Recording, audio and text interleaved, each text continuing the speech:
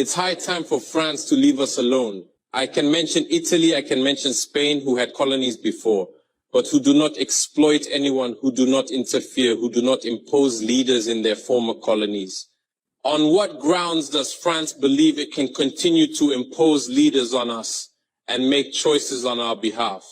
This must come to an end. And the emerging Africa, the African youth, the African elites, and the African diaspora all stand united in saying no, it cannot continue any longer. France's hypocrisy is evident and pervasive in daily life. Africa is the homeland of its people, and they have the right to determine their own destiny. This was said by the new elected president of Senegal, Bassirou Diomaye It. His speech was concise and powerful, and he spoke with great conviction. He did not shy away from difficult topics, and he made it clear that he is committed to solving the problem facing his country. So I was particularly impressed by his confidence and his vision for the future. He knows what needs to be done, and he is not afraid to take on the challenges that lie ahead. I believe that Mr. Faye will be a great leader for Senegal, and I wish him all the best in his new role. Let's examine the cases of Mali and Chad as prime examples of this hypocrisy. In Chad, where the constitutional process has been interrupted, France applauded and its president visited to officially consecrate the new king's coronation ceremony. In Mali, where it is not the constitutional process that has been interrupted, but the transition process, France has condemned and even packed up its things to say that it is leaving Mali. That's hypocrisy. It's the double standard. It is the double language that France employs in its dealings with Africa. During our questioning of Mr. Jean-Yves Le Drian regarding the situation in Ivory Coast and France's decision to allow a third term, he provided a clear explanation.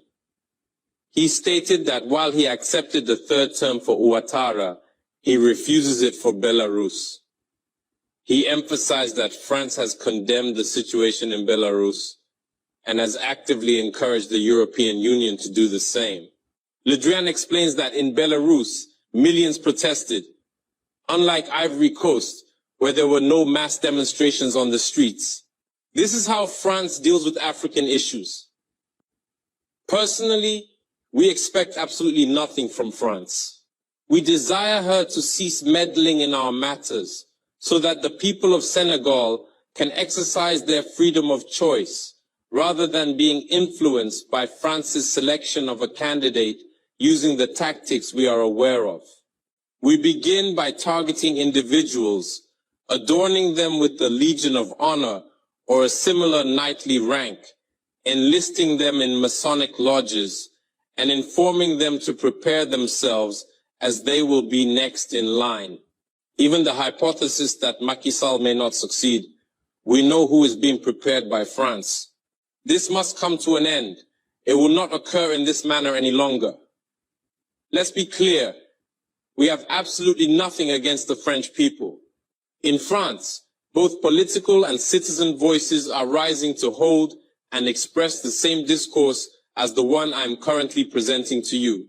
For example, the deputies, such as Mrs.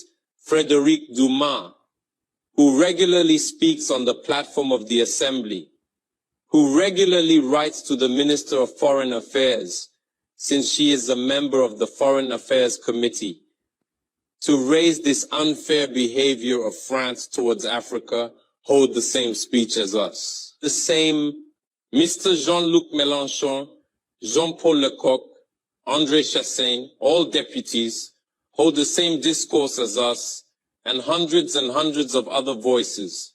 The NGO endures. Like other non-profit organizations, are doing remarkable work in the same direction. We strongly urge France to listen to the voices that speak to it about our plan for a more collaborative, fairer, and sustainable partnership between Africa and France. It is crucial that we work together towards a future that is equitable, just, and environmentally conscious. If she listens, I believe we'll have beautiful days ahead in our collaboration together. If he doesn't know how to cut it, thinking he can continue to function like in the time of our grandfathers, this African youth no longer accepts it. France must make preparations for a definitive break and completely withdraw from Africa. Africa belongs to Africans, not France. She belongs to no one else, neither China, nor the United States, nor anyone else.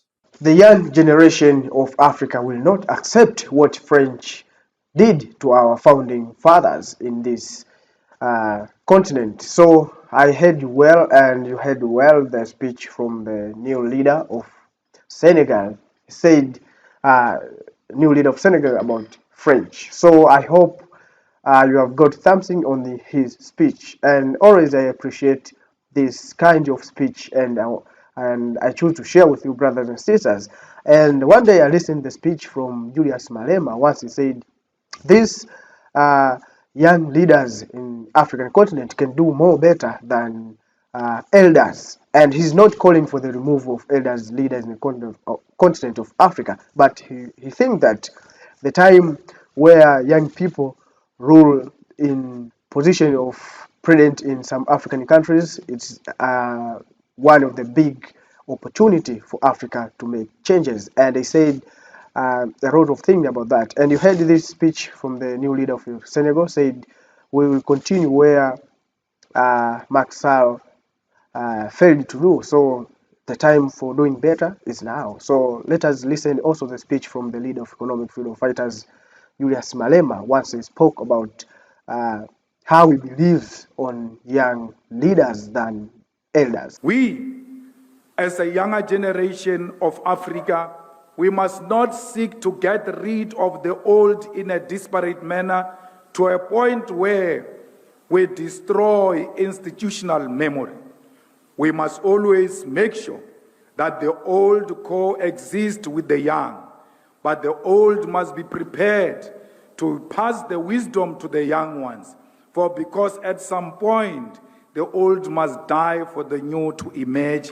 And it's not me calling for the killing of the elderly African leadership. Nature dictates that the old at some point must die for the new to emerge. But this new must be prepared to learn from the old. I was in Liberia yesterday, and I saw the inauguration of an old president. I got so worried. But when I saw the vice president, I left Liberia in a very comfortable way, because I saw a generational mix where the old and the young coexist in one office. And I hope the vice president will not be suffocated, because the president must know that with all his experience and advanced age, he has a duty to pass the baton to the younger generation. We call on all African leaders not to leave an office with a coffin.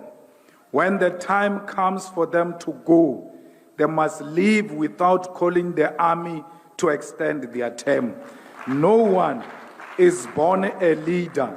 No one is a traditional leader in a political office. If you want to be a traditional leader, go and fight in your tribe for those type of issues. We don't subscribe to people who want to leave a political office with a coffin. We will still give you a state funeral because you are a former president. We will still pay you pensions and give you protection and take care of you as long as you respect those who came after you. You have to ensure that democracy matures in such a manner in Africa, where the previous president does not make it his business to fight the current president. You must allow the new to lead with all their faults, because you are the same. It doesn't mean you are perfect. The young ones who are coming after you will challenge the current one. No African leader who is on retirement should lead from the grave. They must all be like all other progressive former presidents who are statesmen at home waiting for courtesy visits and consultation and attending to honor state functions. Those are the duties of former presidents, because Africa must be stable. Africa must go through democracy at all times. And elections in Africa should never mean the blood on the floor. We Africans must hate seeing our own blood. We must always protect each other because we love ourselves so much that we don't want to see our own blood. I always tell them,